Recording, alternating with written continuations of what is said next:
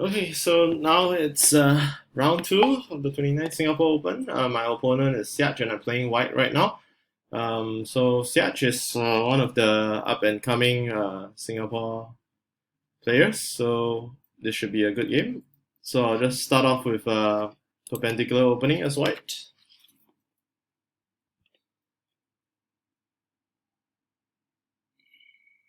And see how that opening plays out. So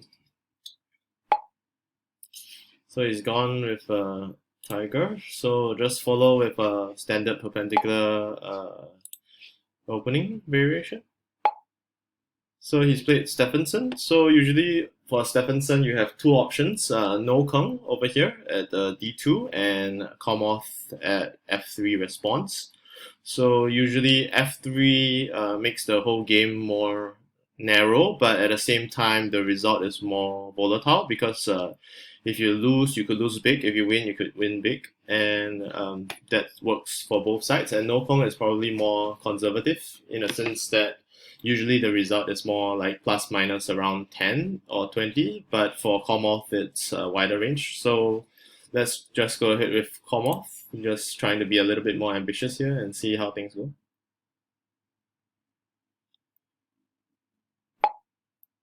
So right now he's playing this -3 variant, so that's according to Zebra, but in actual fact I think it should be -4 or something. So usually the book move is to cut into the center over here and just try to maintain that excess in the center shape.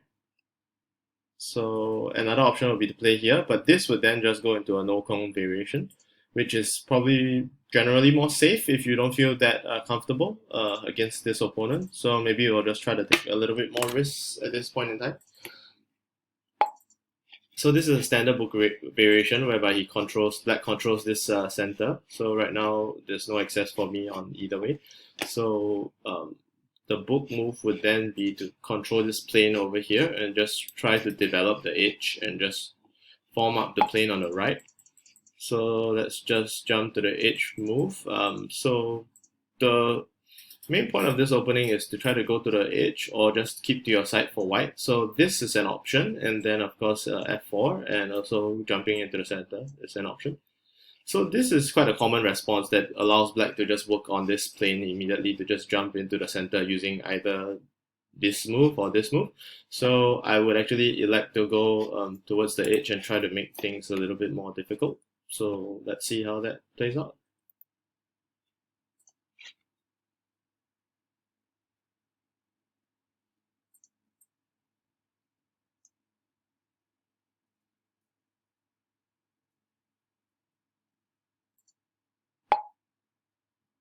So he's gone here. So I'm assuming that Siach, given that he's quite a hardworking player, he is also good at openings and developing them as well. So he would probably know this book. Over here, the book move approach would probably be looking at either going to the edge to h5 or jumping into the center is an option as well. But white and black doesn't seem to look too good for white, so I'll just keep to the edge for now, see how that plays out.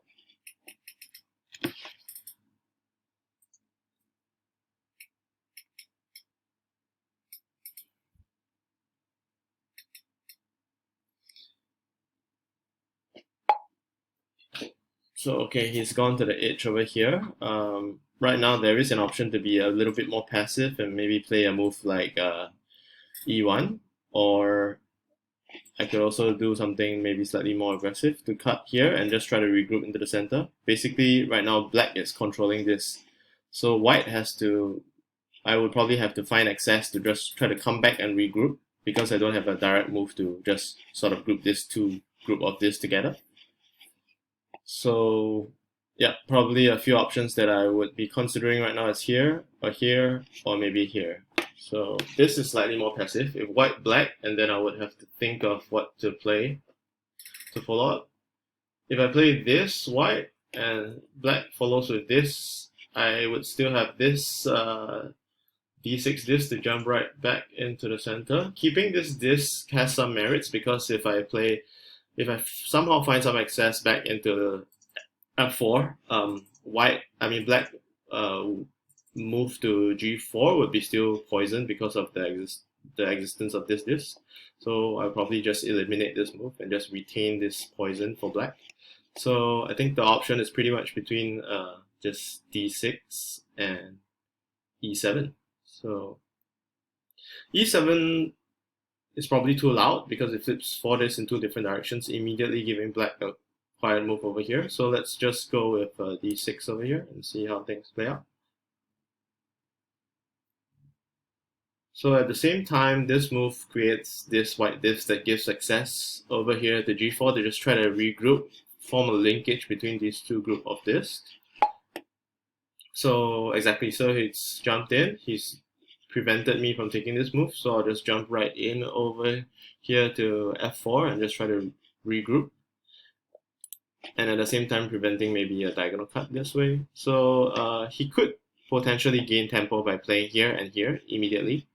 So if he does play to g3 and control this mini diagonal, he can potentially capture g4 next and get 2 tempos. So if he plays g3, I'm anticipating, I would then play to, d7 over here to just try to retain this diagonal, and if he plays in, I can have the quiet access over here.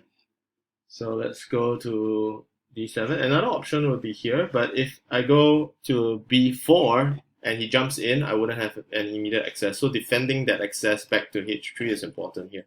So let's just go with d7. So just want to control this diagonal, this mini diagonal. So in Japanese usually calls it control in line. So it really depends on how you want to call it, but it means the same thing. You just want to ensure that you have access to nice looking moves.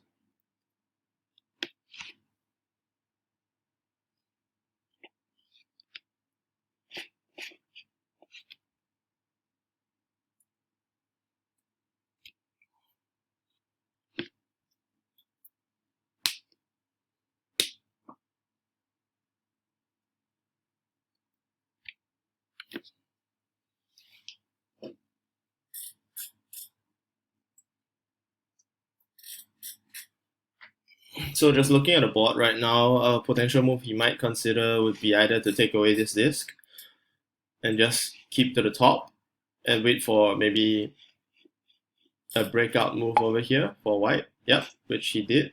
And in that case, this move to d8 is not great because black just simply jumps right in. And if I play e8, it wouldn't be too great either because I flipped 2 discs in 2 different directions and allows him to capture the edge and at the same time create access to balance out the edge in the future.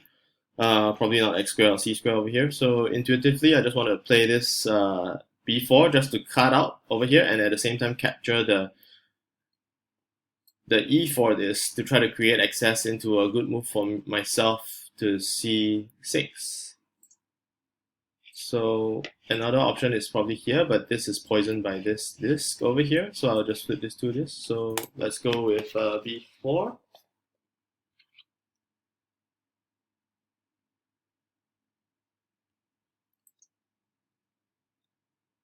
So probably a potential response he might take is to just go a simple b3 over here, and then maybe just let me capture c6, and then he can jump back in, but that will give me a quiet move, so that sequence doesn't seem too plausible for him.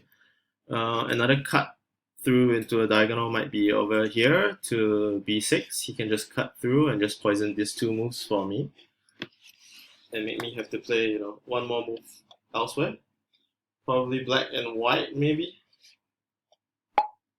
Yep, so he did take this move. So usually when you're presented with these 2 options, the better option to play would be, in general, the one that is nearer to the center of the board. So this first parameter that you have around the initial 4 discs. But for this case, if you play white here and black plays a quiet move here, he retains this access. I'm unable to access, white is unable to access back to this square if white, black. So, and to top it off, white, black, and black still has one more spare move over here, and maybe to jump in as well, so he gains the tempo. So in this situation, maybe the move to b5 is actually slightly more favored, and it also poisons this move and this move at the same time. So we need to anticipate that if I go b5, he might go this move, and then we would then just feed the unbalanced h maybe.